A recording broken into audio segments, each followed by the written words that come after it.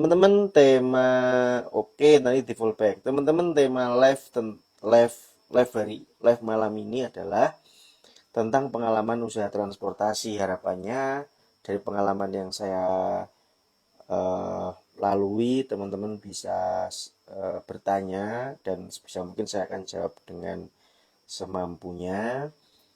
Saya SMA itu ketika ditinggal bapak meninggal, kebetulan saya SMA semester 1 itu ditinggal bapak meninggal, saya langsung berpikir ini apa gitu. Warisan satu-satunya adalah sepeda motor Krypton tahun 97 dan saya harus fight untuk menghidupi dua adik dan awas ya, kulef ya. Awas nggak pakai kerudung nggak tuh? Nah,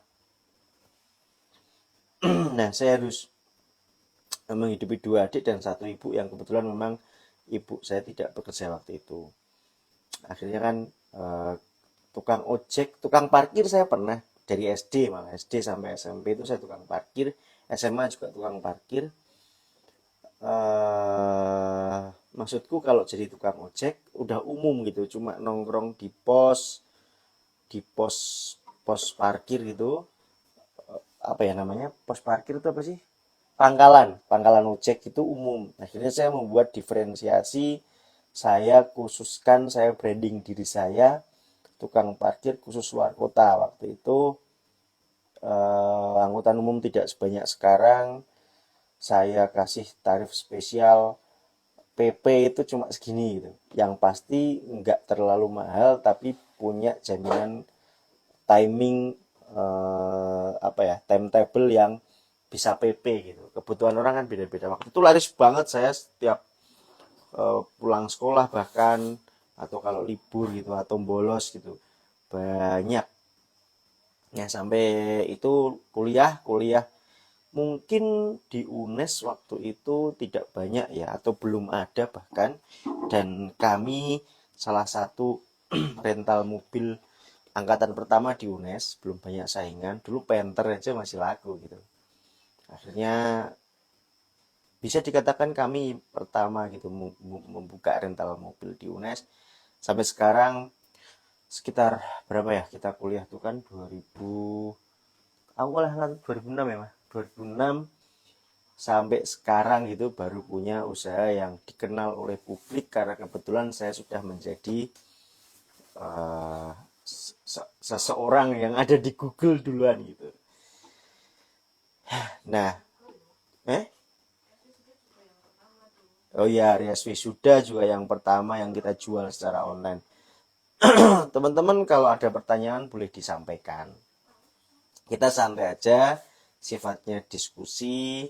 Ada pertanyaan saya jawab, kalau saya ada pertanyaan saya akan minta jawaban dari teman-teman. Naufal Lutfi, halo. Hai Esis, didol pora.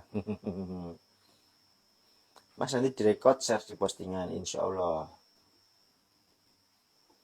Berproses itu butuh waktu, pastinya iya. Sangat lama proses saya. Kalau di ini kan SMA saya itu kan sekitar 2002 ya masuk ya, atau 2003 saya lupa. Katakan 2002, itu berarti sudah 20 tahun saya berproses menjadi pengusaha transportasi, walaupun itu cuma tukang ojek gitu kan. Tapi tukang ojek yang saya juga heran, SMA dulu kok bisa nge-branding diri saya punya, saya nggak tahu apa itu diferensiasi, cuma saya berpikirnya kalau saya ikut-ikutan mangkal, mungkin saya hanya akan bawa pulang uang 9.000, 10.000 yang akan habis hari ini dan besok gitu.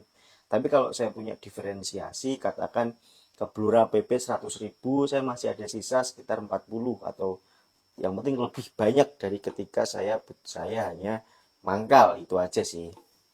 Jadi saya belum tahu apa itu diferensiasi atau pembeda, saya belum tahu bagaimana membranding diri. Tapi waktu itu kalau kita sadari, kegiatan itu sudah termasuk membranding diri gitu. Dekat sama UNES garasi pernah, betul. Sharing dong mas, gimana mas kok dari usaha yang kecil mas Wahid dulu kok sekarang berkembangnya cepat sekali mas. Coba dong mas berbagi pengalamannya dari finansial, dari manajemen, mengolah semuanya. Teman-teman, tidak ada yang cepat ya. Kami masuk dunia YouTube memang 2012, tapi di 2012 itu kami sudah punya usaha, yaitu rental kamera atau rental kamera dan rental handycam. punya Rias Wisuda juga, ada riaswisuda.com ya kalau nggak salah ya, apa ya, riaswisuda.com yang memang kita jual secara online gitu kan. Jadi nggak instan, nggak cepat. Kalian melihat sekarang pesona cepat, 2 tahun sudah begitu. Karena ada yang, karena saya menjual banyak gitu, menjual, saya, kalian kan tidak tahu apa pengorbanan saya di balik pesona ya kan. Mobil yang saya cintai jual semua, nggak ada yang tersisa. Yang tersisa ibarat kata mobil saya sekarang itu cuma kuda itu gitu. Nah, kalau saya sekarang naik Alphard, kalau saya sekarang naik mobil listrik, Alphard sudah pasti itu sewa ya. Kemudian mobil listrik itu belum tentu jadi milik saya gitu kan. Jadi eh, kenapa sewa, karena saya butuh Alphard gitu kan, tapi saya nggak punya duit untuk daripada itu tak jual, mendingan itu tak jual ke rental, saya menyewa 3 bulan itu. Kenapa sewa, alasannya seperti itu. Kita jawab pelan-pelan ya. Untuk financial management saya tidak punya ilmu khusus, saya hanya otak adik gadok berdua sama istri, dan kuncinya adalah menghemat. Teman-teman, mana sih brand yang saya pakai yang mahal, itu kan nggak ada. Kalau kalau speaker jelas di atas kalian lihat speaker itu hanya untuk hiburan dan itu pun tidak terlalu mahal gitu kan. Kaos ini sponsor dari Wind Garage. Wind Garage itu punyanya Brandki. Topi ini sponsor dari istri. Ya ini agak yang menurutku mahal ini nih, tapi ini enak dipakai. Jadi nggak ada ilmunya finansial. Yang penting sobat telaten bakal tekan gitu aja. Telaten pelan-pelan. Ilmu itu yang saya pahami dari bapak saya dulu.